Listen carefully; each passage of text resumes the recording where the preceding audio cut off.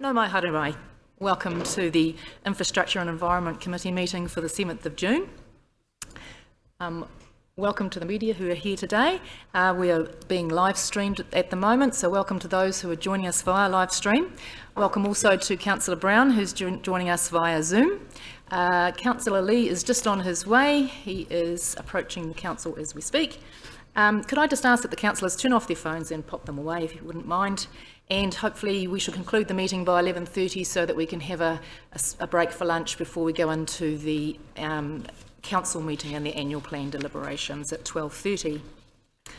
I'd like to invite Councillor Patterson to start us with a karakia, please. Thank you, Madam Chair. Tūtaua mai I ronga, tūtaua mai I raro, tūtaua mai I roto, tūtaua mai I waho. Kia tau te au ai te Māori tū, te Māori ora, ki te katoa, haumi e, hui e, tae ki e. Thank you, Councillor Patterson. I'd now like to call for apologies. We have an apology from Mayor Tapsell. Are there any other apologies? It looks like we have a full room. So I just ask that I have a mover and a seconder to accept the apology from Mayor Tapsell. Moved by Councillor O'Brien, seconded by Councillor Kai Fong. All those in favour, please say aye. Aye. Carried. Against? Carried.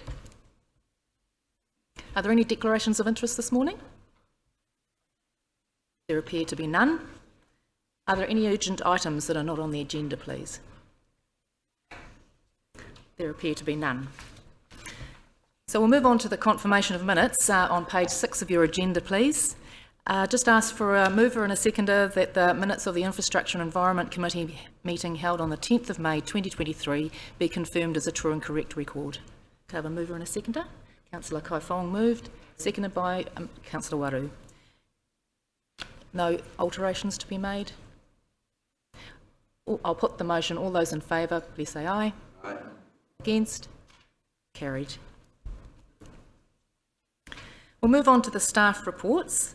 The first one on the agenda this morning on page 13 is the Statement of Intent for Infracore Limited for the year commencing 1st July 2023. I'd like to ask for a mover that the report, Statement of Intent for Infracore Limited for the year commencing 1st July 2023 be received. Can I have a mover and a seconder? Moved by Councillor Maxwell, seconded by Councillor Lee. All those in favour, please say aye. Aye. Aye. Against? Carried. I'd like to invite Thomas to overview his report, please. Thank you, Madam Chair, and good morning, councillors. Just presenting to you the Statement of Intent for Infracore Limited. So as you recall, every year CCOs are required to furnish a draft Statement of Intent for council feedback, and these are finalised prior to the 30th of June. So you will note that this Statement of Intent is late, and so we did give an extension to Infracore. The reason it was late was around the discussions that we were having with them around their focus on their current financial position, and in particular around the refocusing of the service level agreements. And what you will notice is quite a significant change in this SOI to the previous SOIs, and in particular focusing back down to council services, not looking to target external growth and grow the size of the company, probably the removal of some of the aspects around the social enterprise and the community goodwill stuff that had been built in over the years, and streamlining it back down to council. The financials will be updated as well with regards to the discussions that we're currently having with them around resetting the service level agreements and making sure that matches into the funding that's been made available into the annual plan, and once that's been resolved, that will be put into the final SOI that will be due before the 30th of June. With that, happy to take any questions that you may have. Thank you, Thomas. Are there any questions, councillors? Councillor Lee. Thank you, Madam Chair. Thomas, these changes that have been made, have they been run past the CCO board, or is this these proposed changes? Yes, so the SOI itself that we've received has been approved by the board as their draft, and I provided feedback to the Chief Executive, and the Chief Executive amended the SOI on behalf of the board, and the board signed it off before being released to council. So these amendments that you've proposed in here? Oh, sorry, the amendments, no, those are suggested for yourselves, and the board will be made aware of them if you agree to them. Okay, thank you. Are there any other questions for Thomas? Yes, Councillor Waru. Tēnā koe te tiawana, mihi ana kia koe.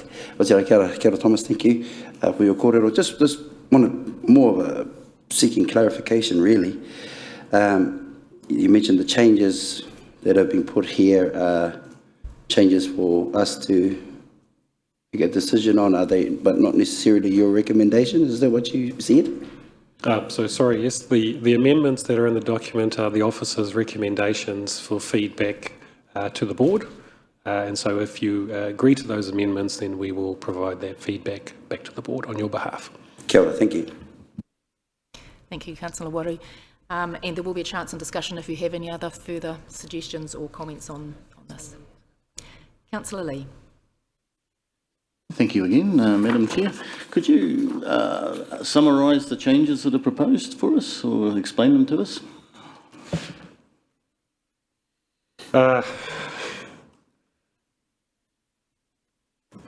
The changes themselves were to just give a little bit more clarity with regards to what had been put in. And sorry, Council, I'm going to have to probably reread some of these because there were quite a lot of wording changes. So the first section itself was around the strategic framework. So the amendments there were just strengthening the wording around the primary focus being council services and the need to reset the service level agreements to make sure that the two parties were in a complete understanding and agreement on what services could be provided against the funding that was available. So that was the first set of amendments. The second set of amendments, which I've just accidentally skipped past. Sorry, it's not coming up on my screen. Another set of amendments was around clarity around their support into the emergency management capability of Rotorua Lakes Council and their role that they play into that. And I'm unfortunately, Council, I don't have the others in front of me that are in the agenda. It's okay. We're looking at page 19 of the agenda, Councillor Lee. There are, points around the emergency management and also around the strategic framework. The wording in the agenda is in red. That's been changed. Have you got that in front of you? No? Yes? Cool. Yeah. Thomas might like to continue with...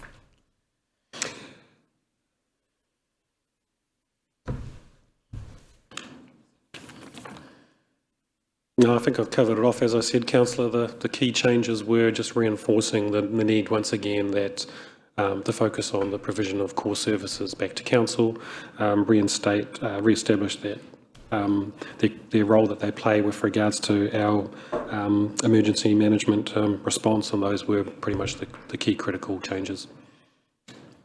Thank you, Thomas. Councillor Waru. Thank you for your indulgence here. Te tiamana. Just a quick question, Thomas. So these proposed changes to the words, the wording, that's all highlighted in red, have these come about as a result of our last hui with Infracore, or have they been in the thinking for a while? These were formed before the last hui that we had. So this feedback that is in front of you is with discussions with regards to Stavros and Anaru, with regards to their areas drawing on the services from council, and this is predominantly their feedback around strengthening the wording and focusing of the organisation. Thank you. Any further questions? Yes, Councillor O'Brien. Thank you, and good morning, Madam Chair. Thank you, Thomas. Could I just ask you, under 4.4 board members, we have previously discussed a board or a council observer or representative on the board. I note there that there's no reference to that amongst the official board members on the SOI. Could I just ask if that's still something we're doing and whether it should be incorporated in the actual SOI? Thank you. Possibly could be incorporated into the SOI. At the moment, the chief executive is acting as that board observer and participating in the board meetings. So I think as a result of the council decision to include that, that's already taking place. I'll be guided by you as to whether you wish to include that into the SOI, but I don't think it is needed, as there's already a previous council resolution to do that. Yep. Councillor Peterson. Thank you, Madam Chair. Kia ora, Thomas. Just looking at the report when I was going through it, in the box under the heading Performance Targets, this is in their report, 7.1 Key Performance Measures. When I was at the Noho Marae before Christmas last year, I had a chat to one of the staff members from council who informed me that there is no check and balance for when a job is actually done by Infracore staff.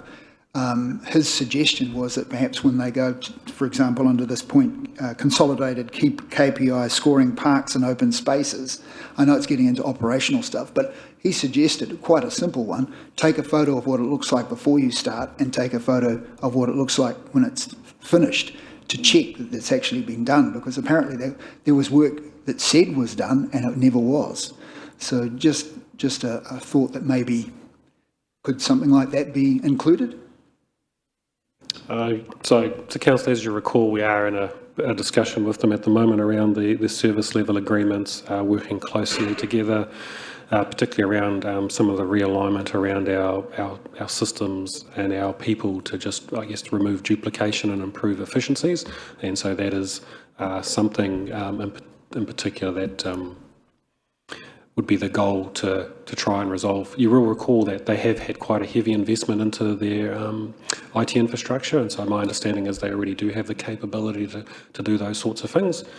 And on the other side, you'll recall we have had some discussions, particularly over that Christmas period, around some of the resourcing within council, where we weren't able to do the quality checks on some of our contracts, and some of that stuff did fall through. But my understanding is that Rob and his team, and in particular Stavros and his team, do actively check to make sure that work is done and verify it. But I think there was a period where some of that stuff, in particular around the open spaces, wasn't taking place because of resource challenges.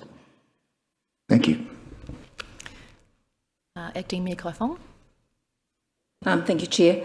Just a couple of questions. So this was prepared by the Infracore board on the basis that there has been a change in strategic direction to delivery of core council services. So there will no longer be a focus on also trying to have that complementary social enterprise element to the way in which Infracore works?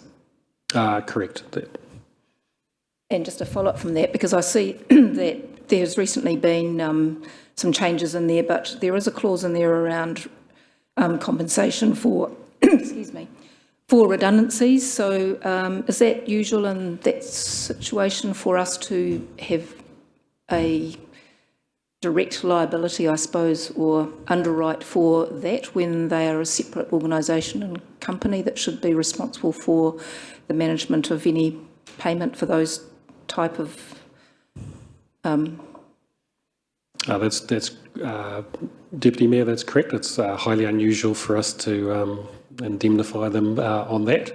I think just recognising as well as that while they may put that comment into the SOI is not a binding agreement between, a legal agreement between us, and like all our CCOs and their directors, we expect them to manage their affairs appropriately. So just the follow-up, so that as feedback, should that we request that clause 12 be deleted from the statement of intent? If the councillors feel that that's appropriate to remove, we can provide that feedback. Okay. And just one follow-up question, just around 8.3, which is the commercial relationship with the council. So whilst there is a focus on delivery of council services.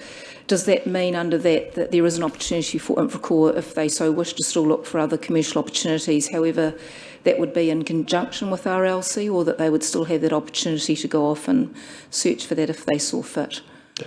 I think we still have to allow the board the opportunity that if opportunities arise that they are able to undertake, and it doesn't put the work at council, the work that they provide council at risk, that they should be allowed to pursue those. I think the strategic change is more away from leverage of council services and the funding and the infrastructure that you have in place to grow the organisation, with the benefit of growth being more external revenues that will help reduce and subsidise the costs of the ratepayers. That has been the intent over a while, to actually just focus it back down and say, focus on council services and its core delivery. But if there is an opportunity to do external work in and around that, and you're able to leverage what you have got, they should still be allowed to do that. But it should not be their primary focus. Thank you. And Madam Chair, just one amendment. I'm not sure if that is 8.2, the O&M board. Is that a reference to the previous Operations and Monitoring Committee of Council, which no longer exists? So that should be deleted from clause 8.2. That'd be correct, yes. Noted. Una has taken a note of those points that you've made, Councillor Kaifong, for clarity and change and sending back to Infracore. Is there any other questions? Councillor O'Brien. Thank you, Madam Chair, and through the Chair, and thank you for your leniency. Thomas, under 8.2.3 on page 25, half-yearly reporting. Are you comfortable? I know they also provide you, I take it, with quarterly updates, perhaps not as official as a half-yearly. Given some of the challenges they have undertaken, are you comfortable that half-yearly is appropriate at this time, given some of the challenges they have had previously? Thank you. Councillor, probably not. I think recognising as well that the SOI sets the minimum, and so we can ask for more and receive more. And as you know, they do quarterly updates to council going forward, and so the financials will be made available to you through that process. And we have been talking to the board, and in particular, as our chief executive is on a board observer and receives the board packs, we are getting access to their financial information on a monthly basis. Thank you. Any other questions, councillors? In that case, thank you, Thomas, for overviewing the report and for answering our questions. I'd like to now ask for a mover and a seconder so that we can move into discussion. Can we have a mover and a seconder for the motion that the committee resolves to submit comments on the draft statement of intent for Infracore Limited as outlined in this report? Moved by Councillor Kaifong, seconded by Councillor Waru. All those in favour, please say aye. Oh, sorry, we're just going to discussion. So I invite any comments. Does any of the councillors have any comments or discussion? Councillor Kaifong. Thank you, Chair. I think it would just be good to start the new financial year on a clean page with a new direction for Infracore, and hopefully that this will set the right path for Infracore in terms of reporting and ensuring that there is financial responsibility and accountability back to council. So I think that the appropriate amendments and suggestions have been made this morning. Thank you. Any other comments or discussion? Councillor O'Brien. Thank you, Madam Chair. Just reiterating my first point, sorry, I would be more comfortable that a mention of a dedicated board observer is included. I just feel that it's a recognition of some of the issues, and that council is being proactive and being involved to try and assist and support in these matters. So thank you. Thank you for your feedback. Are there any other comments or discussion? Councillor Lee. Thank you, Madam Chair. Only a minor process issue. I would have preferred if the proposed amendments had been run past the Infracore, and if they were agreeable, then it would have been helpful. But the changes don't look terribly substantive or No real dramas there, I don't think. Thank you. As part of the process, this will go back to Infracore and they will include and discuss the options that we have presented. So there will be some more discussion around that, as I understand it. Is that correct? Thank you. Any further discussion or comments? Thank you, councillors. So we've taken note of your desire for to look at the compensation clause, clause 12, and 8.3 about just mentioning about the commercial relationship. Quarterly reporting was suggested, and also the wording around the O&M board monitoring that will come through this committee, which is the infrastructure environment, and the request for the board observer.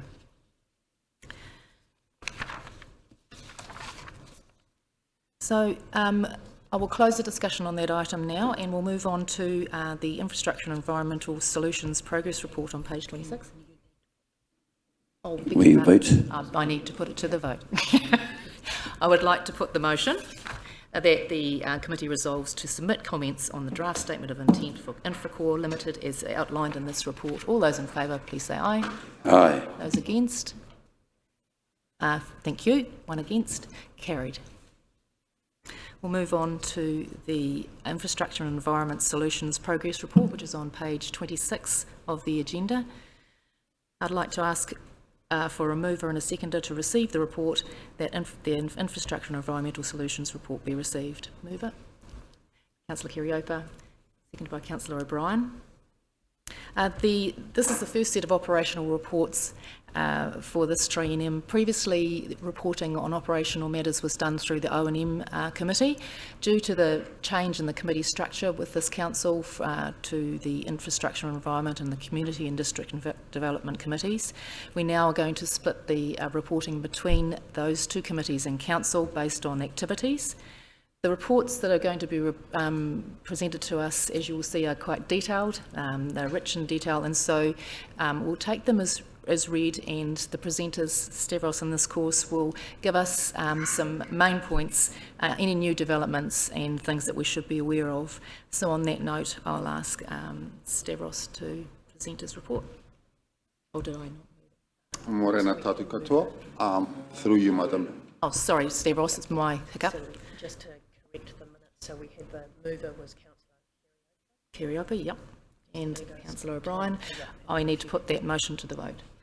All those in favour of accepting the report, please say aye. Against? Carried. Thank you. Sorry, Stavros. My apologies. Through you, Madam Chair, as the Chair outlined, this is the first time we reconstituted the operations report. I will take the report as read and be more than happy to respond to any questions elected members may have on these reports. I would like to note 3 or 4 main points for elected members. Infrastructure, the horizontal and surface infrastructure, probably represents the biggest intergenerational investments the community has made. It's got a nominal replacement value of about $1.5 billion.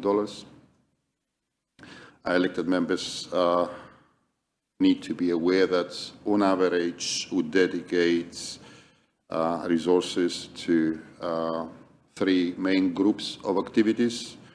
About 98.5% of our infrastructure is maintained through proactive and reactive maintenance works, and that involves thousands of activities each year. About 1.5% of our total infrastructure is renewed on average every year, and we've got another set of program of works that relates to improving levels of service, responding to emerging legislation, or creating future capacity for the future development strategy of this organization. Key areas in these reports along those main grouping of activities relate to our maintenance activities dedicated to meeting service reliability and the safety of the service. What I mean by service reliability, that means that if you turn your tap to receive water, you should be, on average, be assured that water will be there at the right quantity, at the right quality to meet your needs. and the same goes for wastewater or any other services. The other areas that obviously has been impacting onto us in recent times is wet weather. Is not really surprised, should not be surprised really, that data indicates that from the period between January and March this year, 1/3 of the year, we received in excess of 75% of our annual rainfall events. So you can compounding that with the extremely wet weather of 2022, that was the wettest year in the last 30 years. And obviously that creates a significant pressure onto our infrastructure network, especially on roading and our wastewater services systems. You would note that lake levels in general around the district are very elevated. We do have a significant elevation and direct impacts and effects on lakes Rotorua and Rotorua. We have responded to that by setting an incident management team dedicated to addressing the needs of those affected properties, monitoring the situation and responding as best as we can to maintain accessibility, support those property owners, monitoring the health of the community. And I suspect, I'm pretty sure that that situation will continue for quite some time. So therefore, our incident management team has been established and is dedicated to coordinating an effective and practical response and support to those communities. Our renewal programs, which, as I said earlier, targets a 1.5% renewal of our general asset composition, is well in progress. We're renewing the critical components of our network, and obviously that progresses in line with our asset management plan and our general infrastructure strategy principles.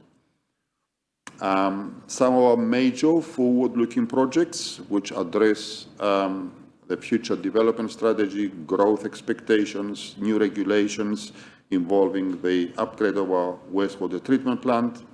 It's progressing. It's a 3 to 4 year program, and now it's in full progress. We've got an infrastructure acceleration fund that aims to safeguard and make provision for future stormwater management to safeguard the community against flooding and also to protect our environments. We've got a reticulation of Lake Tarawera community. Stage 1 now is in full progress, and we are in full procurement stage for stage 2. We've got a Rotorua scheme that is progressing well. East Rotorua is about 65% complete at this point in time, and we expect that to be completed by December. And obviously, we also, to enable future works, we are in the process of securing a number of resource consents for water supplies, the comprehensive stormwater management plan, and other areas where we require regulatory approval by the regulatory authority, which mostly it's the Bay of Plenty Regional Council, but in close consultation and collaboration with the appropriate and relevant mana whenua in this respect. These are the key points in my reports. If elected members would like to pose any questions, any for clarification, I'll be happy to do so, Madam Chair. Thank you, Stavros, for your report. Most appreciated. I'd like to ask the members if they have any questions or points of clarification for Stavros. Yes, Councillor Patterson. Thank you, Madam Chair. Thank you for your report. Stavros, you made an interesting comment there in your your summary, I should say. The lake levels, you expect them to be in that position for quite some time. We're about to make some decisions this afternoon about certain areas of the lakes. In terms of investment, we'll be looking at the future development strategy, the long-term plan. What's your advice, or how, sorry, I'll rephrase it. How long, when you say quite some time, how long do you think these lake levels will be that way? There are two distinct classes of the lakes management regime. One is a class of lakes that are actively managed, i.e. Lake Rotorua and Lake Rotoiti, and Lake Okareka. Those lakes are serviced by a historical installation of discharge points like the Ohau Channel, the Okiri Falls, and the Okareka discharge into Lake Tarawera. And those lakes are guided by resource consent conditions that the Bay of Plenty Regional Council is responsible for. We feel that those management structures need an urgent review, and we are recommending a working party to review those levels or triggers for management of these lakes, because, as you rightfully said, in the future we can expect significant more rainfall, and obviously those lakes need to be managed at a level that is consistent with the resource consent conditions that prevail in these areas, and that will give us a little bit more breathing space, for our community needs. Then there are other lakes that have no management structures, like Rotuma and Rotoehu. The consideration there will have to be at some point in time, and hopefully will arrive at it through this collaborative work we propose with the Bay of Plenty Regional Council and Rotorua Lakes Trust and the relevant mana whenua in any particular lake, as to whether we wish to see a managed approach to these lakes or let nature take its course. If nature is allowed to take its course, some significant decision has to be made with regards to where development takes place. If managed approach is going to be followed, then obviously the long-term planning process of the Bay of Plenty Regional Council needs to factor in what kind of engineering management approach needs to be taken there too. There is no debate or dispute that the combined lakes act as a significant storage area for rainfall. And the question is that what is the balance between environmental and community effects? And that process will start hopefully on the 23rd of June. All elected members received a draft report I've sent to you, which I propose to table on the strategy group on the 23rd of June. And if that is accepted, then obviously a working party will be established to consider all feasible options going forward, in the long term. And when I say long term, it has to be a horizon of at least 50 years. It cannot be done on a year-by-year basis. Thank you. Thank you, Councillor Peterson. Councillor Maxwell. Thank you, Madam Chair. Stavros, the question I have is in regards, you touched on that this has been the wettest in 30 years that you can recall, and even I can recall, but 5 major weather events and all the challenges that go with it, and I appreciate it's estimated about 5 million was spent. Are you able to say, with a comparison to many other parts of New Zealand, that we've been very fortunate here in Rotorua?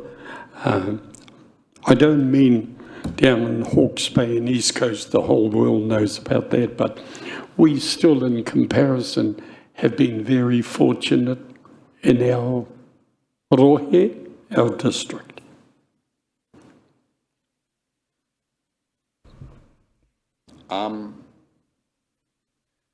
The impacts of cumulative cyclones and weather patterns over the last 18 months obviously had a significant effect in some areas like Hawke's Bay, Auckland, Bay of Plenty, Western Bay of Plenty, Wellington, Nelson, all these areas. We have relatively less impacts on those areas. I would not call it necessarily fortunate. Now, we do have an aging but well-managed system at this point in time, which utilizes the efficiency of the caldera system to manage rainfall in a way that minimizes property damage and property risks. What we are arguing with, not arguing, what we want to to consider with our partners is that in order for us to face the climate change challenges going forwards, that caldera system, which comprises lakes and streams and catchments and so on, it needs to be optimized even further, because climate change will put these challenges onto us collectively. And although we have managed pretty well today, as I said in one of my workshops with you, is that there is no significant flooding in Rotorua over the last 50 years, other than the Nongodaha case. And again, that's the reason is because of the limitations of the stream capacity. But if we optimize the caldera system, then obviously we stand a very good chance not to rely on luck to manage rainfall. And that's the whole point of the proposal to our partners, to work collaboratively and say, we've managed well so far, we're facing challenges, in the future we have to do better. Thank you, Stavros. Next is Councillor O'Brien. Thank you, Madam Chair, and through the Chair, thank you for your excellent and very helpful report, Stavros. Could I just ask, under the water planning projects, I know my good friends at the Lake Rotorua Association and the Moria Village will be asking, in regards to the consent work that we're doing at the moment with Lake Oiwi and Hapu, is that the required first steps for us looking at a more permanent water solution rather than just bore supplies? Thank you. Thank you, Councillor O'Brien. Yes, obviously, we're fully aware that there are some communities, I think it's about 2,000 properties in Orohi that are not articulated with municipal drinking water.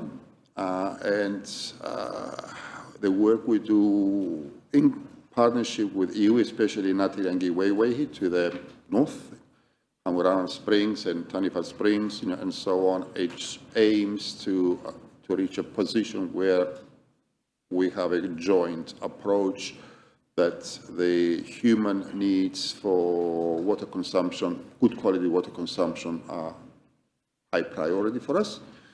And if we secure those quantities of water required to further articulations, then obviously it will lead into our long-term plan for you, and you at your discretion to plan forward how and when you want to articulate this community. So it's all stepping stones and stages to get to the outcome we all desire.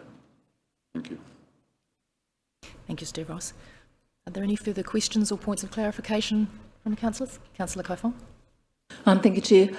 Stavros, just a question around Lake Rotorua and those other lakes where we've potentially got high water levels as well, and the damage that's potentially being done. What can we do to mitigate that if it's within the control of the Bay of Plenty Regional Council to, I suppose, allow for the lake to be lowered if there are outlet channels available? Because I'm aware that there is quite high water levels at our new lakefront boardwalk, which potentially could be being damaged by the high water levels. Thank you, Deputy Mayor. Look, I don't really want to preempt decisions that have to be made, in that collaborative approach with Bay of Plenty Regional Council, but you would see from my reports, I have noted that if the current consented levels of Lake Rotorua were managed at a lower level than the higher or exceedance, of the highest level, it would create significant more storage capacity within the lakes and reduce those impacts significantly. Now, that's my opinion. We have to work with the Regional Council, who are the concern holders. We have to work with Rotorua Lakes Trust, who are the lake owners. We have to work with Mana Whenua, who we have historical, sort of affiliation, with the lake. And we're starting this process, but at the technical level, changes can be made to the triggers to discharge the Ohau channel to manage at the lower level. Changes can be made to the Kiri Falls to be maintained open more frequently throughout the year instead of when we have significant inflows. But I have to get all our partners, to agree to that and work with them collaboratively to get to that stage. Sorry. Thank you, Stavros. Any further comments or questions? Councillor Lee. Thank you, Madam Chair. Stavros, the Tarawera sewage scheme, you say the stage 1 construction is well underway. Whereabouts exactly is that taking place? It's taking place through what they call fossicking, putting pilot, thrusting pipes, from the Okareka side and heading towards Tarawera. Cool, thank you. The wastewater treatment plant, work continues with Mana Whenua to identify a discharge point for reduced forest footprint. In light of the climate change challenges, I'm wondering why it's even necessary to put the water from the sewage treatment plant up into the forest. Can it not just go straight in the lake? Look, there is a significant body of history behind that.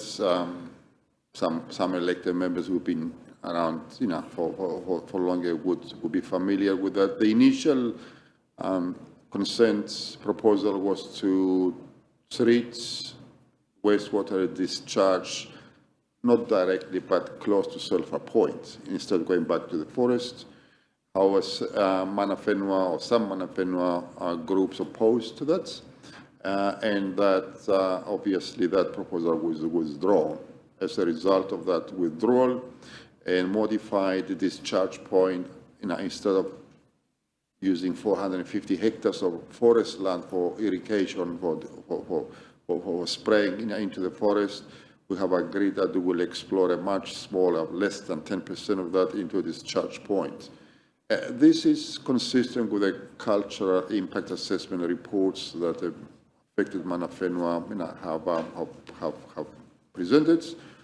And obviously, we work closely with affected parties and the relevant Mana Whenua to identify that point. The reality is that it doesn't matter where the discharge point takes place, is either on land or lake beds that are owned by Mana Whenua, Rotorua Lakes Trust, or on forest land that is owned by Mana Whenua. I think when you discharge a municipal wastewater into someone else's lands, the very least you can do is to ask them where do you want them to, want it to be discharged. And this is what we've been doing. The owners of those lands have expressed a very strong view of not discharging straight into the lake or near the lake, but to go through a land contact system, and we are respectful of that and working with them to give effect to that, to that desire. What's the financial implications of Well, at this point in time, I cannot give you exactly, what it is, but it would be a few $1 million, of capital investment to pump treated effluent up, the forest and create the necessary structure for land contact, processes. And as I said, there is a financial impact onto that, but at the same time, I'll go back to what I said earlier. Whatever we do, the treated wastewater has to be discharged onto someone's land, and the landowners have every right to express a view which part of their land will accept it. And there's a cost to it, and that's the cost. That's cost of the project. That is the cost of the project. Thank you, Stavros. Thank you. Thank you, Councillor Lee. Are there any further questions? Councillor O'Brien. Thank you, Madam Chair, and through you, the Chair. Stavros, could I just ask, in regards to the landfill, if, for example, if we could just say over the next 5 years, let's say the rainfall remains the same as this year, perhaps even worse, how confident are you, and thank you for your comments in the report, do we need to be looking at any further steps, you think, if rainfall stayed the same or even increased, whereby we need to protect the landfill ponds and the subsequent, the people living around those areas? Thank you. Thank you, Councillor O'Brien. The answer is yes. When you own an asset such as a landfill, we have a collective liability for it. Although it's a historical landfill, it's been constructed over a number of years, it's been filled and capped and sealed and so on. It is an asset, it's a facility that belongs to us, and we have contingent liabilities arising from that. You need to rest assured that that kind of ongoing monitoring is taking place, and where improvements to the stormwater ponds and to leachate lines and the pump stations that need to be made are made. Some of them are made by the operator because the contract requires them to do that. Some of them are legacy issues. We have a responsibility for that. But gradually, since 2018, we've been improving those processes.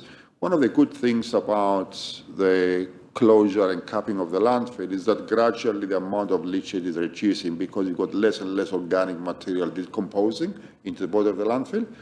So we need to protect and minimize the amount of rainfall, ingress into the landfill. And we're doing that work on an ongoing basis. I think one of the challenges we're going to have in the near future is going to be getting rid of some old stockpiles of tires we've stockpiled up there too, and working with the Ministry of the Environment to see what kind of financial assistance we can get to minimize that effect. Thank you. If I could just have one quick supplementary. Thank you for your leniency.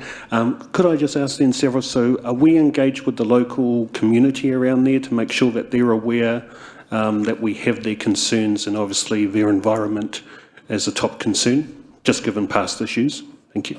Yes, thank you, Councillor Brown.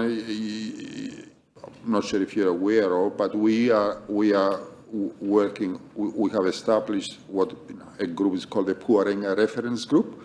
That includes all relevant landowners and mana whenua in the area, which the aim is to identify issues that may or potentially impact on the water quality of the Puarenga stream, and that involves many causal factors, and the landfill is one of them.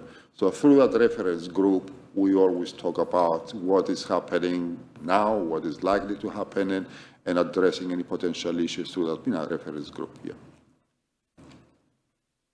And one quick comment, please. Just to pass on, as someone who always picks up when this organisation does things I don't agree with, may I just pass on the thanks from the people in Mamaku regarding the recent breakdown in the water supply. I know they appreciated the very quick work that this council did.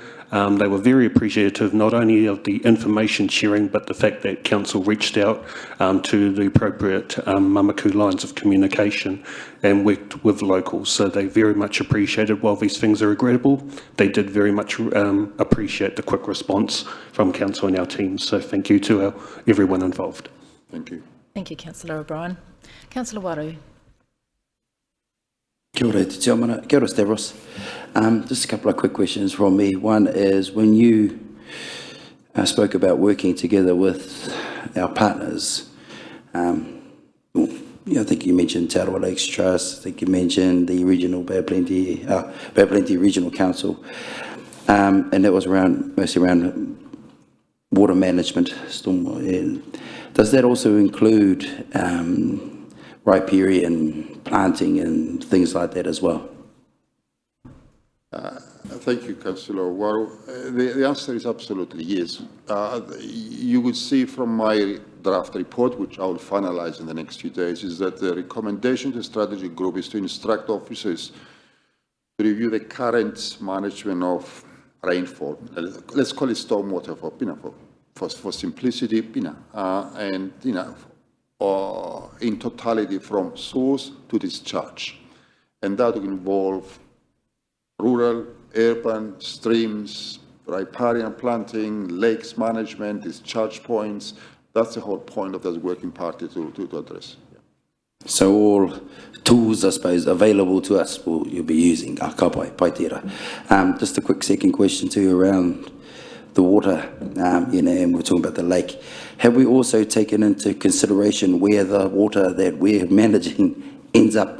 And I'm just putting a bit of a tarawa hat on, and I'm thinking of our relations over at Te Awa o Ngātoro Irangi Maketu and the kaituna there with our tapuika whānau as well, even though technically out of our rohe, the water still comes from here.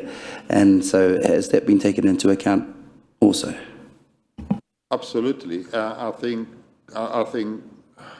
the organizational structures we've got here, you as elected members of the Rotorua Lake District Council, you've got the responsibility for the districts. Bay of Plenty Regional Council has got the responsibility for the whole region. And by working together, we should be able to identify impacts and effects of different management methodologies, both upstream and downstream, all the way to the coast. Thank you very much. Kia ora. Thank you. Are there any further questions? Councillor Patterson.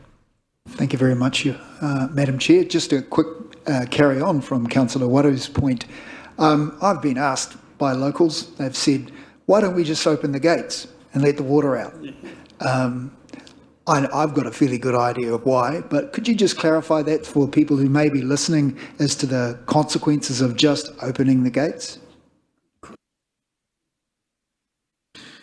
It's a very generic sort of phrase, open the gates, and then the horses would bolt out. The question is that how many do you want to kill when the horses are running amok? So I think there are gates, they are open at this point in time. The question is that are they open sufficiently, or are they open at the required time frames, time periods, to allow a managed, level of water. Also, we need to remember too that we do have a responsibility not just for the quantity of water, we have to maintain an ecosystem, because let's say open gates and flush everything out. What is going to do to ecosystem around, around the lakes?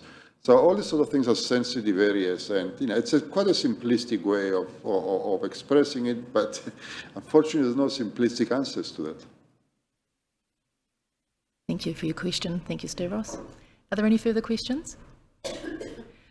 Well, on that note, I'd just like to thank you, Stavros, for our first monitoring report for the Infrastructure and Environment Committee, reporting on the significant infrastructure works that are going on across our district, and also overviewing the wet weather and the impacts that it's had on our communities and some of the moves that have been taken to hopefully mitigate what's been occurring. It's a very complex environment, and we appreciate all that you're doing so far, so thank you very much. We'll move on to the report from the Community Wellbeing Active and Engaged Communities, please. That's on page 34 of your agenda. I'd like to invite our presenters and also ask for a mover and a seconder to receive the report. The Community Wellbeing Active and Engaged Communities be received. Cover mover Councillor Patterson and Councillor O'Brien as seconder. All those in favour, please say aye. Aye. Against? Carried. Thank you. Thank you, Madam Chair. Councillors, tēnā tātou. You'll see that Rob Pakethi's joined me here, and I'll take the report as read. First, I'd like to say that our teams are delighted at the progress reports being reinstated and your focus, so thank you for that. Secondly, this morning, as a follow-on from Stavros, is certainly through our report, we've seen obviously the wet summer and autumn that's been in front of us, and particularly around the lake levels. We're going to talk this morning about the impact of that on our public infrastructure, as well as you'll see in the annual planning deliberations this afternoon and tomorrow. There is some work requirements in regards to the renovation of our sports fields. We're going to talk to just an issue that we've seen as a result of some of the work we've been doing. And also is new information in regards to some minor damage that was caused to Mamaku toilets that we just want to be able to talk to briefly in regards to the stuff that we've found out there. So I can ask Rob to talk to those three items that we think are fairly key in regards to our report today. Thank you.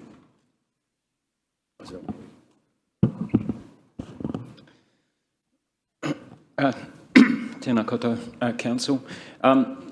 Just following on from Stavros, really, I think it's quite, we realise that we have got significant lake levels, and Stavros has talked about unregulated lakes. We've also got Okataina and Tiki-Tapu as well, two lakes which don't have surface outflows, but do have significant public infrastructure around them, boat ramps and jetties. And as you'll see in the report, we have nearly 40 odd jetties around the ramps and 30 something boat ramps, numerous toilet blocks, all sorts of key lakeside reserves that are well loved and well appreciated. We are having some significant impacts on some of these reserves at the moment. Rotorua and Rotorua have had major impacts on them, and we are going to need to look at how we build our resilience in some of these areas. Some of these areas are on the sort of schedule for work to be done, so we sort of have realised that, but I think these are the highest lake levels in 50 years out at Rotorua. There's not much infrastructure out at Rotorua that is older than 50 years old. So this is a new event for our infrastructure out there. So we're going to need to do some serious work in some of those places. Okataina, the jetty's underwater. Rotorua, all our jetties are underwater. Rotorua, jetties, underwater boat ramps, car parks. We've probably got tar seal lifting. We've closed the toilet block, sealed it off so that there's no possible contamination of the lake. So we've set structures up to get through this period, but we're going to have to do some work in how we manage that. Rotorua has been high, as you'll know. The new lakefront is all been designed and well set up to cope with that, but the northern side of the lake is taking a hiding. And when we get these tropical storm events as well, we get significant wind. And on Rotorua, that causes shoreline erosion. And again, there's large reserve areas where we have land that we need to manage that. So all these impacts are things that we're going to need to work through. So, not only do we have private infrastructure, houses and people's properties and livelihoods that are being affected, but there is an impact on our ratepayer investment and also how we're going to manage that during the summer, which is going to be interesting because especially a place like Rotorua, which has significant summer visitation, we've got playgrounds underwater there as well. So again, these are going to be quite tricky summers that we're going to need to manage through for making sure that we can have firstly safe facilities that hopefully can be used, and also that we can cope with pressure, because there will be displacement to other areas as to we're going to need to manage. So happy to take questions on that sort of thing later. Another key area in the report that we've talked about is sports fields. So we're now into our winter sports season. The winter sports season is where we get the highest pressure on our open spaces. We're always having an interesting time with the clubs and codes between summer and winter to manage our sports fields and maintain them. We've done a significant amount of work this autumn on getting our sports fields under sown and in the best condition we can for the winter. That has created pressure for clubs and codes. We've also seen a significant growth in the level of teams in the district over the last couple of years, and mainly in football, actually, is where our large growth area is. We've got a 10% increase in teams this season that we're trying to cater for compared to last season. And so managing that demand on our supply is a bit of a trick, and I know that some councillors may have been approached by clubs about how do we fit everybody in, and that's a continual process that we're working through. The other thing that's also important to highlight to you is that we do cater for some pretty significant tournaments in the city as well, and of course tournaments add pressure to our sports field network, and so we need to work with those tournaments in making sure that any impacts that they might have on that network we can minimise. And probably we had a significant tournament this past weekend, King's Birthday weekend, which was actually a great tournament and it worked out really well. But we were fortunate that the rain came on Monday and didn't come on Saturday and Sunday, and we've ended up with a good result. But it can be those sorts of events that we do need to be prepared to manage that risk of as those tournaments happen. So that's probably another key piece of work that we're doing in that sport development area, is continually working with those clubs and codes about how we we get everybody established in a place that they can use to stay active and keep fit and healthy.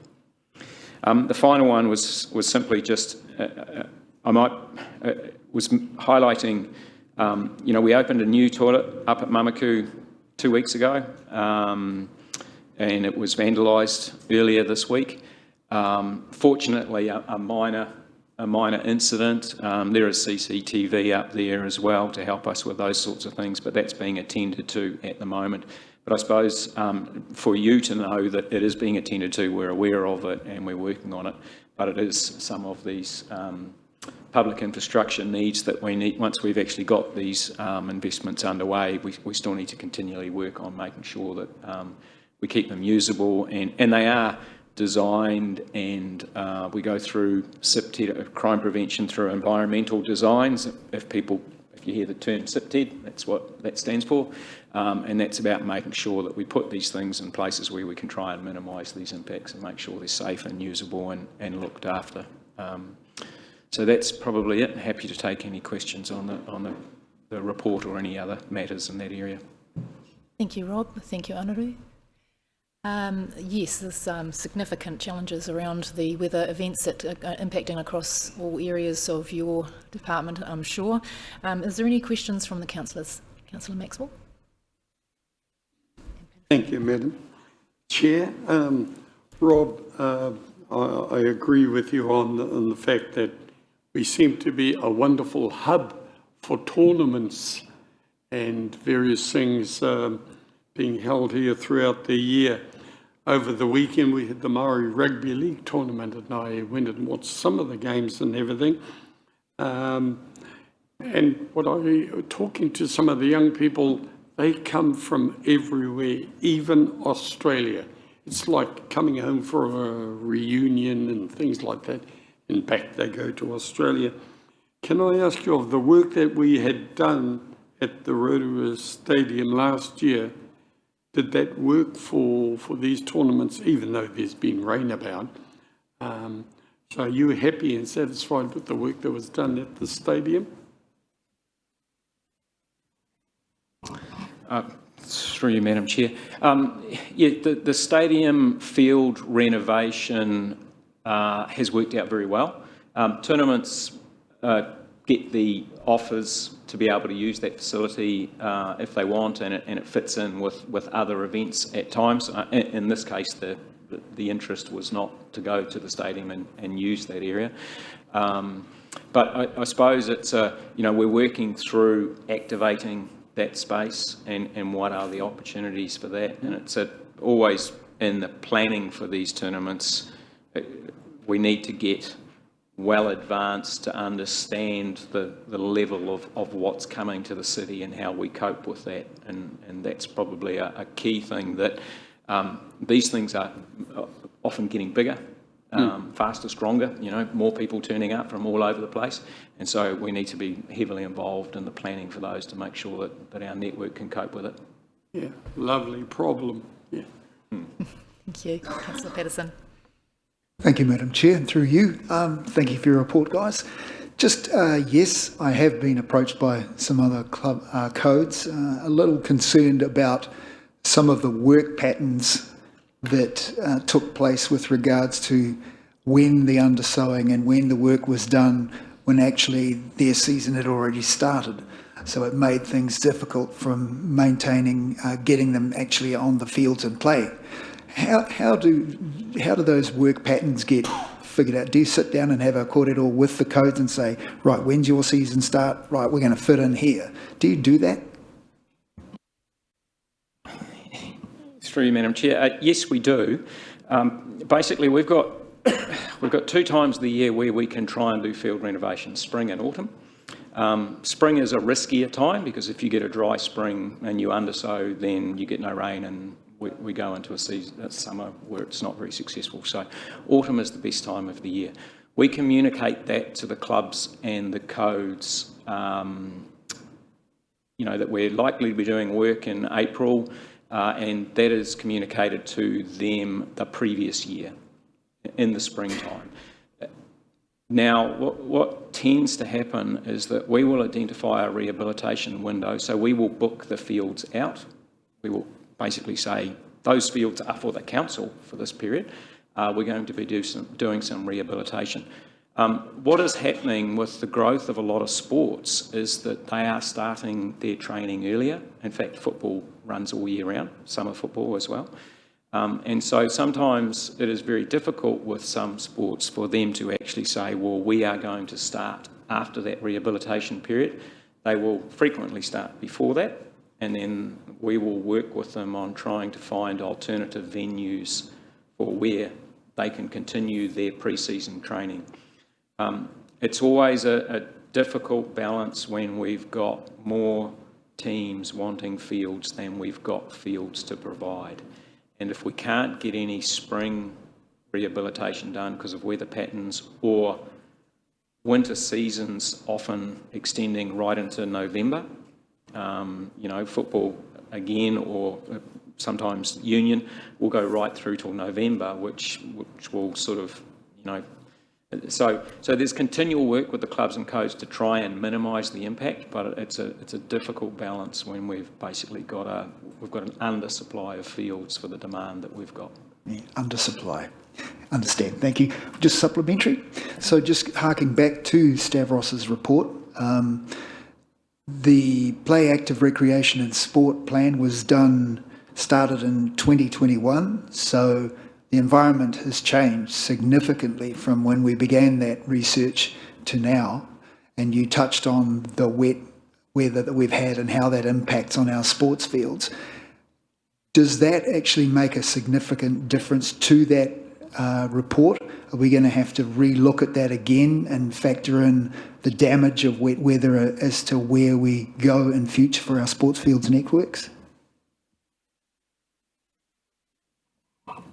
The Play Active Recreation and Sports Strategy, which was, I suppose, preceded back in 2021 with some supply and demand work, so that the PARS work has actually only been happening since sort of later in 22, and we've got a draft now, and that is also getting some finalisation with the future development strategy, because the future development strategy has started to suggest areas of movement and areas where demand might be needed. Now, what we will need to do with the PARS is understand where is the places to have these supply deficits filled in, so where we do need our sports fields, and then we will actually have to work out how much do we need. And that's all part of that future development work and depends on growth and things like that. So it doesn't specifically address the last 12 to 24 months of climate change, but it does recognise that in the long term we are facing increasing demand, we are facing a more volatile climate, and so therefore if we want to continue to provide quality sports surfaces, we are going to need to lift our investment not only in terms of where they are, how many of them there are, but also what quality they are. Thank you. Thank you, Rob. Councillor Waru. Tēnā koe te chairman o tira tēnā kōrua. I think Councillor Patterson sort of asked my question around sports fields, and has there been any land or any particular areas that have been identified that might be potentially used for sports fields, seeing as we have a shortage?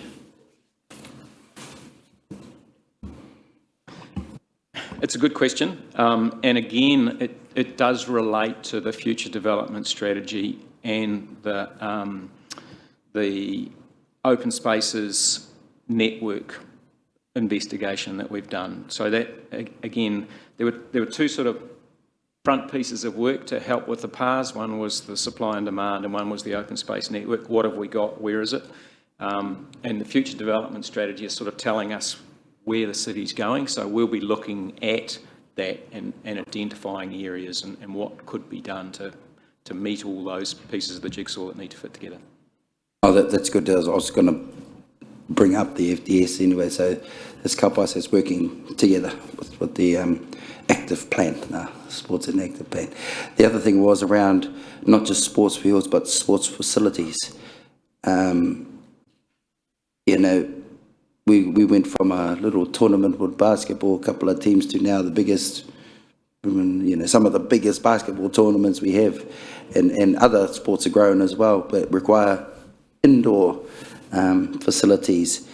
Is that would you give me pretty much the same answer around those things be identified as well? Because greenfield and open spaces are different to that. Kia ora.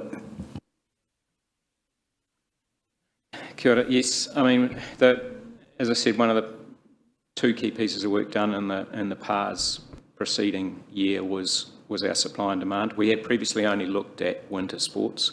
The last supply and demand we did looked at turfs, indoor facilities, aquatic facilities. I think that was it. There might have been one more. But yes, the indoor sports facilities, we also have a considerable over demand for the supply we have, and that's going to need to be addressed if we want to encourage and grow indoor sports. Kia ora. It's a good problem to have. The more active the community, the better. And the only reason I ask is because when I read through the report, you alluded to a few of those things, but not quite on that. So thank you very much. Ngā mihi. Thank you, Councillor O'Brien. Thank you, Madam Chair, and through the Chair. Thank you, gentlemen, for your report. Could I ask, sorry, since this is really our first report under this committee, are you two responsible for the lakefront maintenance? And the reason I ask that is that I've had people come up to me over the recent, obviously with our increased rainfall, with some concerns about particularly the lake edges, where the wood appears to be warping in some parts. The seaweed is in very poor state, smells, I believe, dead birds, etc. like that. One of the things that concerns me is we don't seem to be taking that, it doesn't seem to be a feature yet. If we had now, especially with our beautiful spa facility down there, this is supposed to be the jewel in our crown, very expensive jewel, but it's supposed to be the jewel in our crown, and I just wonder, are we putting in the maintenance and care that we should be doing? Thank you. Kia ora, through you, Madam Chair. Yes, we are. We are responsible for the maintenance of the lakefront. In terms of the facilities itself, there's still some defects periods being worked through with construction, and things like the boardwalks, some of the boardwalk timbers on the main boardwalk are being finished off as they're being monitored monthly, and the movement is decreasing with any new timber. It's decreasing all the time, so that's being worked on. The lakeweed is an interesting issue because at very high lake levels like this, it is actually getting trapped in a few areas behind some of the structures. So we're working with Te Rotorua Lakes Trust on removing weed from areas, and Infracore are taking it away as well. But we've also got a plan with the Regional Council being developed on how we can manage lake weed better, because obviously they have weed harvester boats. Te Rotorua Lakes Trust are working with LINZ on weed spray programs, so actually removing the weed beds before they become loose and wash up on the shore. So there's a weed management plan being developed with the Regional Council, Te Rotorua Lakes Trust and ourselves at the moment, which involves a number of techniques for how to manage lake weed, but we will need to continue to manage it as it comes ashore in these high lake levels with these northerlies.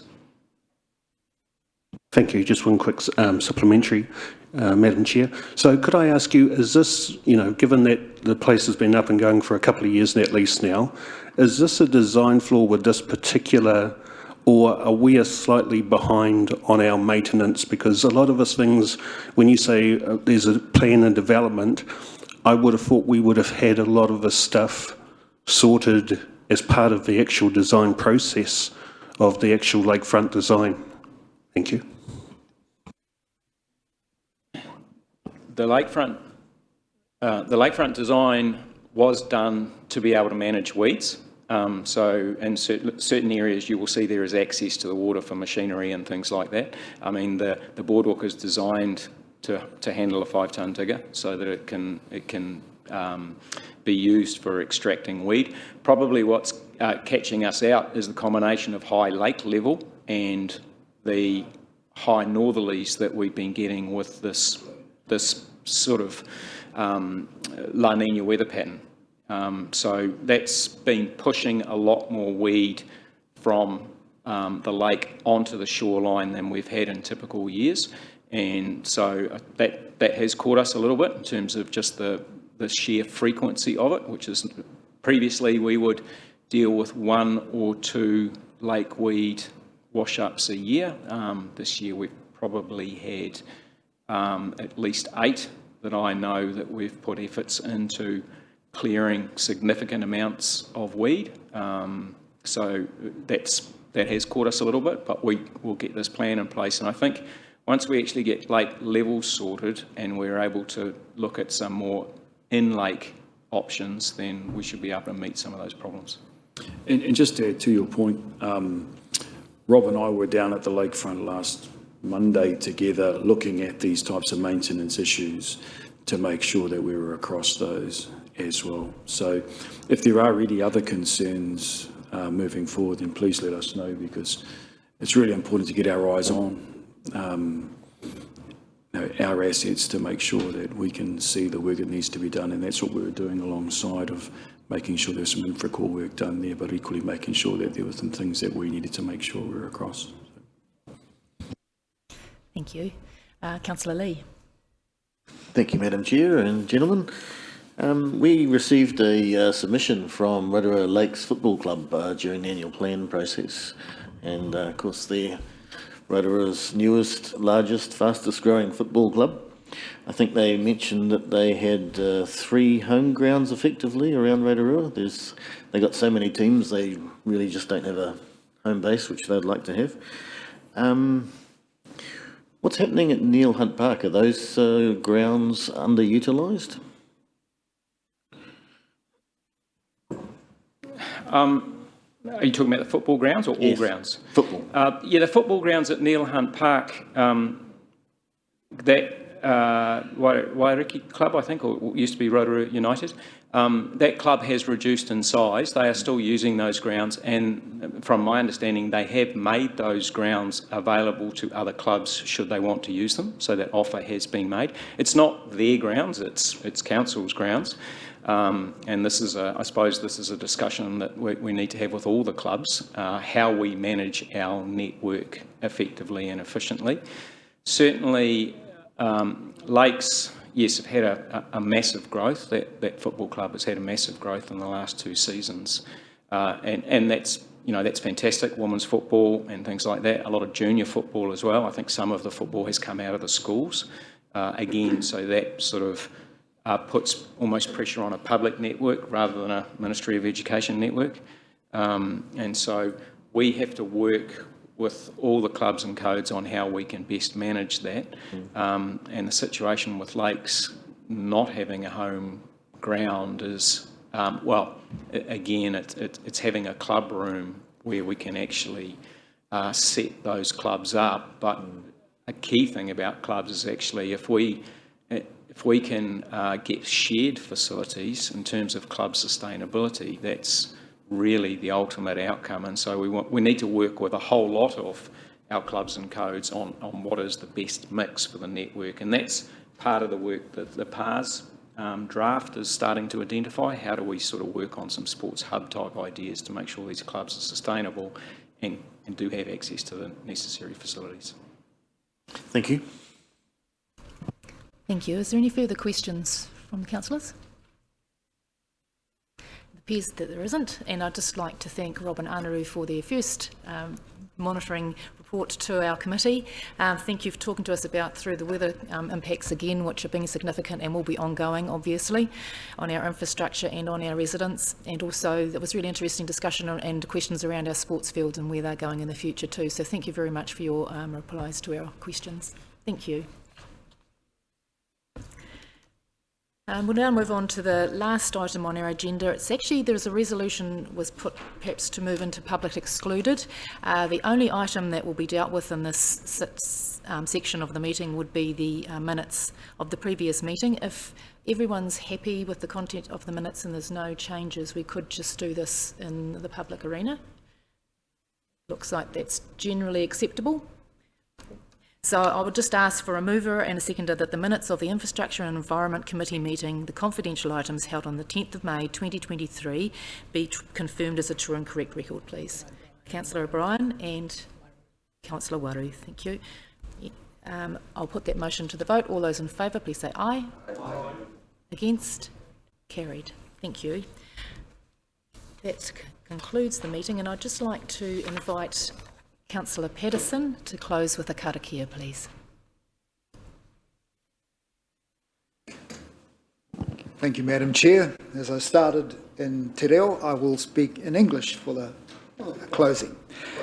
Restrictions are moved aside so the pathway is clear to return everyday activities, allied, enriched, unified and blessed. Thank you, Councillor Patterson. I declare the meeting. Oh, no, just Councillor O'Brien. Thank you, Madam Chair. Just like to say congratulations on your first meeting and great job. Congratulations. Thank you, Councillor O'Brien. We'll keep you on. Ka pai. Ka pai. Thank you. I declare the meeting closed.